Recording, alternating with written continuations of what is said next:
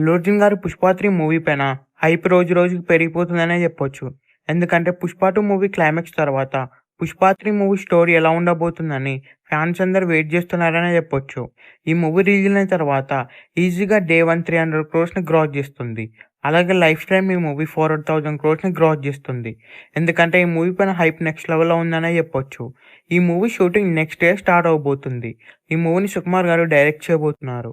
సుకుమార్ గారి మూవీస్ ఎలా ఉంటాయో మనందరికీ తెలిసిందే.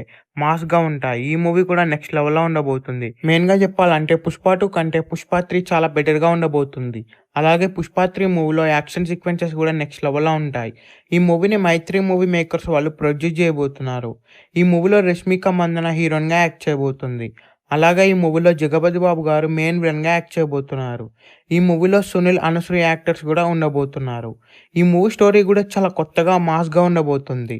ఈ మూవీ రిలీజ్ అయితే ఈజీగా 4,000 క్రోర్స్‌ని క్రాస్ చేస్తుంది. ఈ మూవీ థియేటర్స్‌లో రిలీజ్ అయ్యే బిగ్గెస్ట్ బ్లాక్ బస్టర్ అవ్వాలని కోరుకుందాం. ఈ వీడియో మీకు నచ్చినట్లయితే లైక్ చేసి, షేర్ చేసి ఛానల్